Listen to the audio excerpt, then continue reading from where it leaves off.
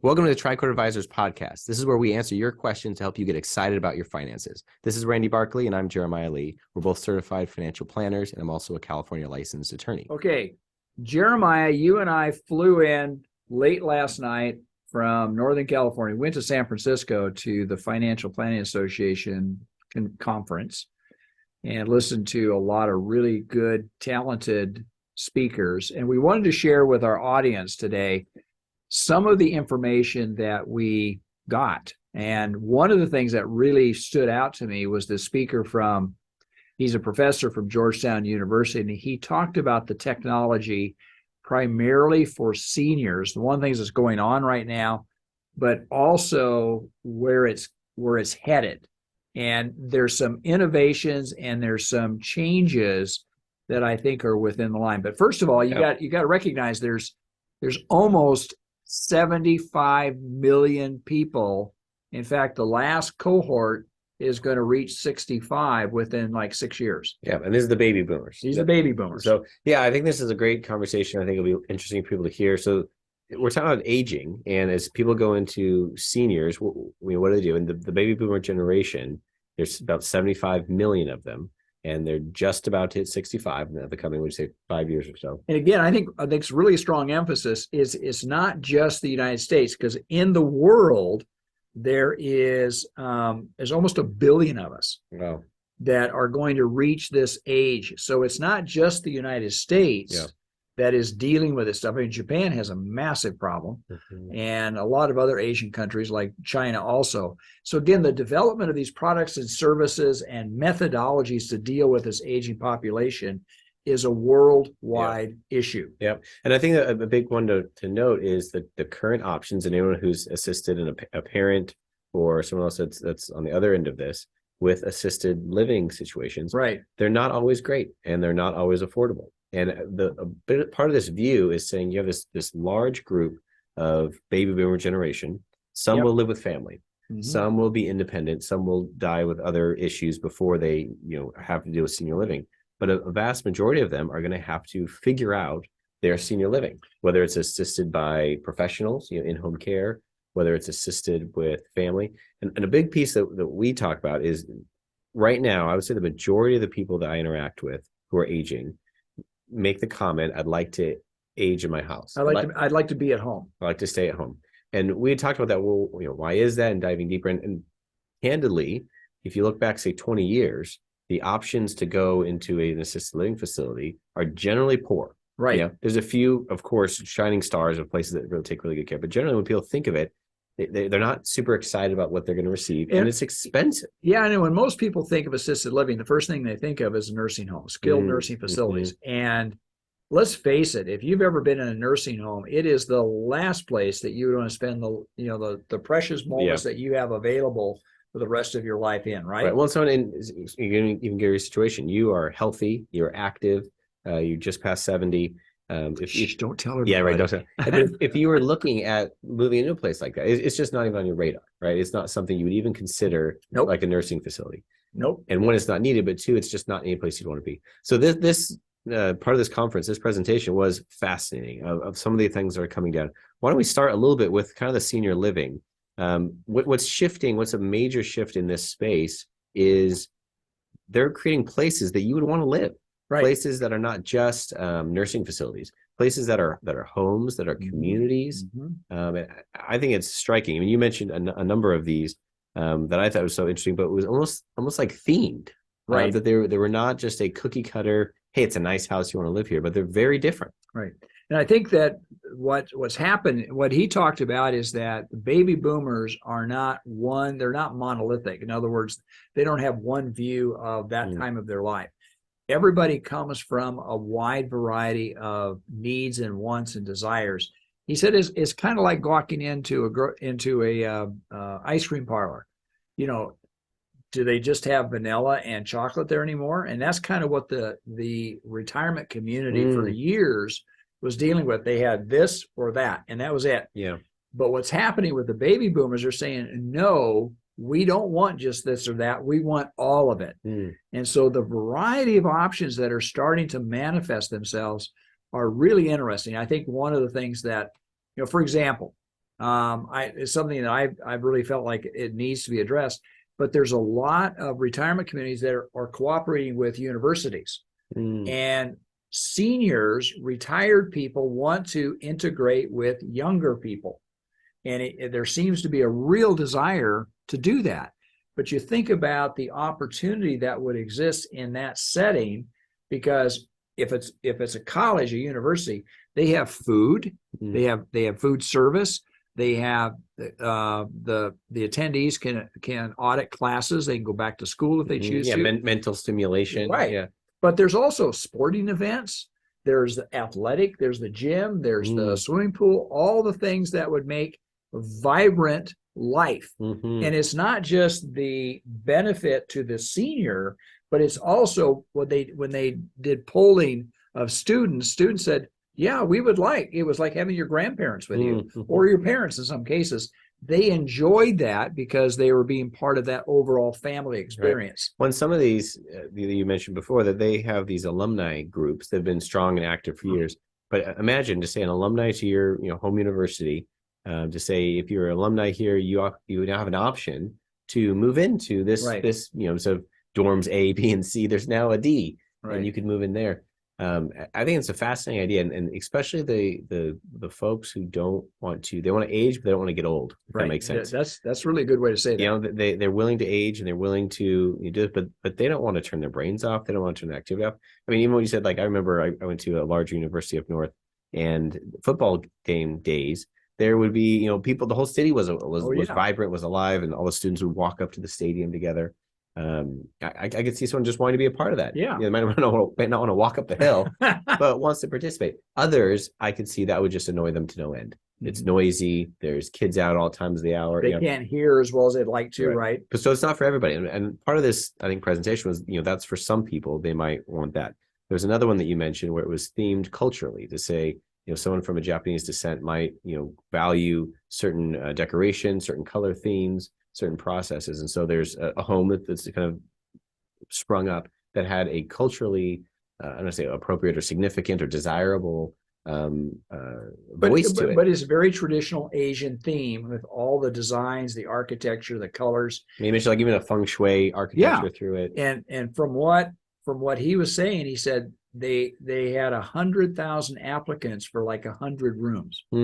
It had a massive appeal to that group. It was amazing. Right. And so I think this pivot from these are the 5 cookie cutter type homes we do nursing to now say these are communities we're building. We're building them with certain people in mind. The others I thought were, the list kept going on of things there, but the other kind of, I guess, put these two together is travel. There's some that were international destinations, folks who wanted to travel to Latin America, but the other one was a ship. It was a cruise ship. And basically it became a home, and the people would actually live on a ship. They would have medical doctors there. There is a currently right now, they're putting together a cruise ship that will house, I don't know how many people it'll have, but they'll have a complete hospital.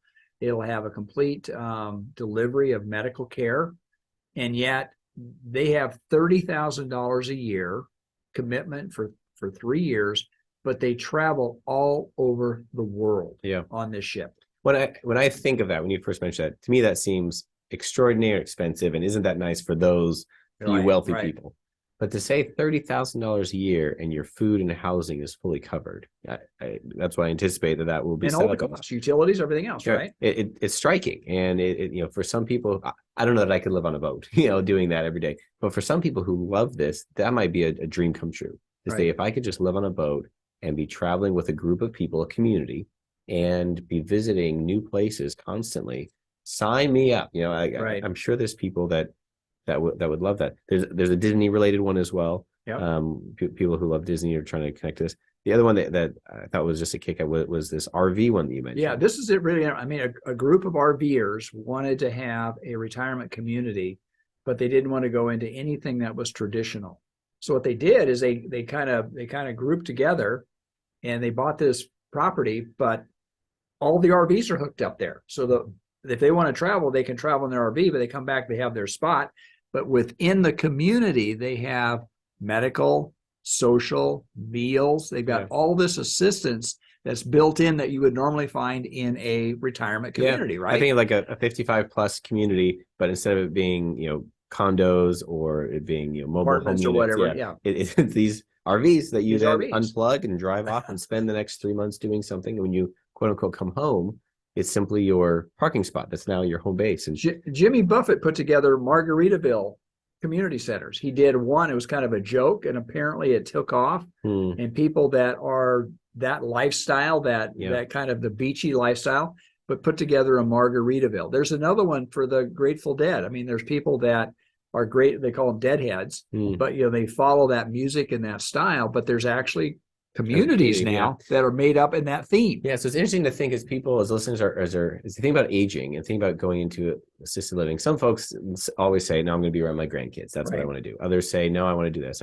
But there's a big portion of the population that say, "If I could be a part of that RV group, I'll live in Arizona. I'll live in wherever they might be located." And people, I think, are painting their own retirement, which is a beautiful moment, to have the moment. But baby boomers there's enough of them that they're kind of moving forward.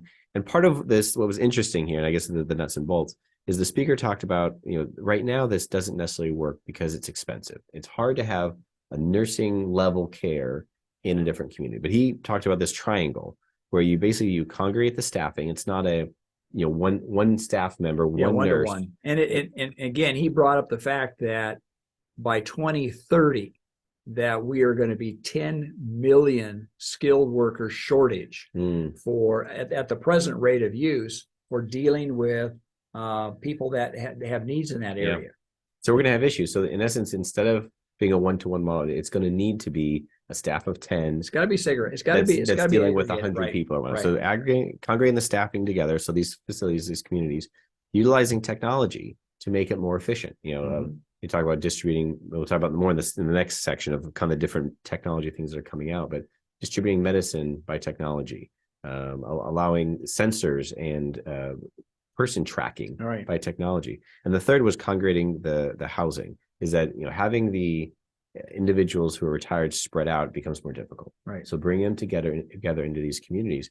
There's been so many studies that talk about the value of community, and I think it's great that the baby boomers are looking to build and receive these community type groups where they can have friends. They can have a group that lives with them. So come on back. We're going to have another segment. We're talking about some of the technology that's existing today that you may not know about, but some that's coming down the pipeline that is just going to be a game changer for somebody. So come on back for our next section. Welcome back. We've been talking about senior living and kind of what the baby boomer generation has been receiving or gearing up to as these 75 million people, at least in the U.S., are retiring and they're moving into senior living situations. And we've talked about in the first section, some folks live at home, some people live with family, but there is cropping up these assisted living facilities that are all unique. They're not cookie cutter, they're not nursing homes, but they're great places that people would be interested in going. So we've talked through that. We're going to transition a little bit and talk about some of the technology that is existing today and is in process of existing. Right. That's really going to make this generation's aging significantly better. Yeah, so I mean, again, these are technologies right now that exist. These were new to me. I didn't realize this, but there's a medication management. Apparently, medication management is a very big deal for elderly people. And the average number of prescriptions that aren't taken is close to 50%. So they've come up with technology to help with the management of this. And these are actually, it's sent to you. It's no internet, no landline, but it's pre-filled insert trays. And it automatically determines when you open up and you take the pill out, it automatically alerts or it sends a signal that you've taken it. But not only just that you're taking it out of the box, but that you've actually taken it. He said one of the biggest issues with nursing homes is the pills that they hand out, let's say for lunch or breakfast. He said they go to clean up and they find the pills are under the table or they're under the plate or they just haven't taken them. Wow. But this actually would monitor that if you haven't taken it, it would send a signal out. Say you haven't taken this particular pill. Yeah. But I think there's two sides of that. There's the making sure they do take it and then also making sure people don't take the wrong or too many. Right. And there's things that are already that a pillbox type thing that can be locked, a timer release or a cell phone release, but kind of having an update to say it's monitored and it's connecting with either your caregiver or a family member to make sure that not only that are remembering to open. Oh, it's 6 o'clock. Did you take your pills? Right. It's not only remembering to open it, but also that you've actually taken it. Yeah, and this is called MedMinder, and apparently this exists today, and the cost to get it set up is not extraordinary. Yeah. And it only takes about $40 a month to monitor it. Yeah. And if that's what it took for mom or dad to, for a son or a daughter to monitor their medicine that their parent is taking, that's well worth the money. So in the future spin on that, I think we just stay on Medicare for a second and look at medication and the future spin. Some of the things you were talking about was these basically pill bottles that become digital. They become, part of a person's either inserted or just a part of their body, that it will actually monitor your levels of a certain medication. And as your levels fall below whatever the appropriate threshold is, it would administer a secondary pill or a secondary dosage. Right. I mean, they have these in different industries. I know that for insulin monitoring, insulin pumps, that's part of it. But to take this to a whole nother level, to say that you have reliable, constant monitoring of medications and self-administration, that it would automatically administer to keep your body at the appropriate levels. And you had made a comment that it's very different of a 300-pound man and a smaller woman. Of if they're on the same medication, their bodies may process that very differently, and when they need a second dose or what that might be. And I mean, that's just a whole nother level to say, if doctors are doing good work, providing good medicine, but it's actually not being taken at the appropriate times and methods, to have technologies that would eliminate that. I mean, have somebody that can receive these doses. So another one, we've all seen the ads, I've fallen and I can't get up. And they said the biggest issue with that is that somebody's given a necklace and they wear it with some kind of monitor that they have to push. He said the problem is the vast majority of people don't push the button. And so the people that actually do fall are in serious jeopardy, not because they don't have access to the technology. It's just they don't utilize the technology. So they've come up with almost like a cell phone, and it's got a GPS. It's a wearable device, and it doesn't look intrusive. It doesn't look like you're an old person wearing this button around your neck. But this here, it detects whether you've fallen. It detects your location. It has unlimited range, because a lot of those monitor devices, you got to be really close to your home. So if you walked out, let's say you're 200 feet away from your home, it doesn't pick it up. These other devices right now could be unlimited because it's GPS driven. Using GPS, and it's not driven by a central monitor from your home. And it apparently is really good. It has kind of an OnStar concierge service. So all of a sudden happens, somebody comes in and kind of talks to you about this, great. right? Right. See if you really need help. That's great. And some of the future version of that, staying on the falling, you mentioned some of these almost insoles, but like it's part of people's shoes. Fascinating. That they would sense your balance. They would sense, how you're, I mean, one, to correct it in the moment to prevent the fall, but then two, if you were to fall, it would know, okay, this is what's happened. Just phenomenal that it goes from, something that's a device or something that's included in someone's apparel almost. The other one to me, this is overly futuristic, but maybe it's on these exoskeletons to say you can wear these, it looks like a leg brace, but it actually is a powered exoskeleton to help you do things. I really believe this is going to be something we're going to see probably within the next 3 to 5 years. And it's going to be a lot easier. It's going to be less intrusive and look like some suit of armor that you're putting on, but it's going to allow you to pick things up. It's going to allow you to walk. It's going to allow you to do things physically that you may have some limitations, but it's going to take away a lot of the stress on your joints and your muscles if you have some limitations that way, and be able to still be part of normal daily activities. I think it's going to be amazing. Right. But these exoskeletons, they call them, but Japan's using them a lot right now, and they're doing a lot of experimentation with it. And I think it's just a matter of time before it gets over to for us. Well, imagine someone who's still healthy, still able to walk, but they just have a bad knee. And they say the rest of them is fine, and then be able to put on some sort of brace that is actually assisting them and allowing them to continue on. That mobility is so useful. The other one, I like this one a lot. This is interesting. You talked about similar to the tracking for dementia. That currently they have watches, they have items that will help track people. Right. But you made a real interesting comment based on what the speaker was saying, is that many people who are going through dementia, when they see something strapped to their arm, they want to get rid of it. It's a foreign item. Even to the point where they'll break their arm to get it off their arm, off their wrist, because they feel as though they don't even know what it is. They just know that that's not part of their body, and they want to get rid of it. And they'll actually injure themselves getting that off of their body. I mean, it's kind of tragic when you think about it from that standpoint. But some of these RFI GPS wearables, they don't even know it. They Yeah. don't even know they got it, right? Yeah, and there's similar. You could put it in someone's shoes. You can put it in different places, and it basically allowing someone the freedom that they're still able to have, but Right. also providing them the safety that if they were to, wander off, they were to, you think of, this can be in the lining of a clothing, this could be in their shoes, this could be in a lot of things. Right. That is a very normal process they would have with them. Even a real simple wristband. Not a big, clunky thing. So And the number of people that wander away that actually, I mean, it's really 70%. His comment was 70% of those who become lost that have dementia get into serious trouble. yeah, I mean, they get to the point and nobody knows where they're at. right. The other thing he talked about, which was really interesting, because then people called the police. My father has wandered away. He's got Alzheimer's. She doesn't know where she's at.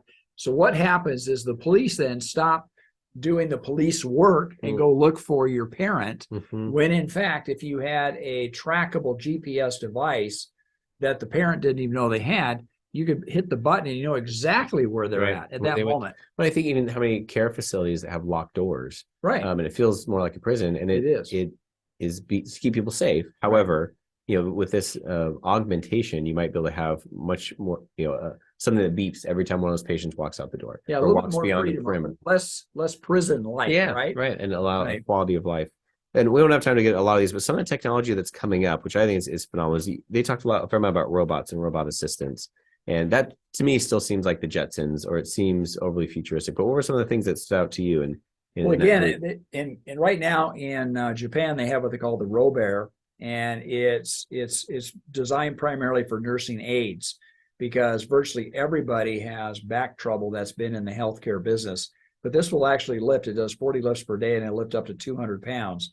And they're using it, apparently it's pretty successful, and they're continuing to do it. But the nice thing about it, it's available, 24/7, 365.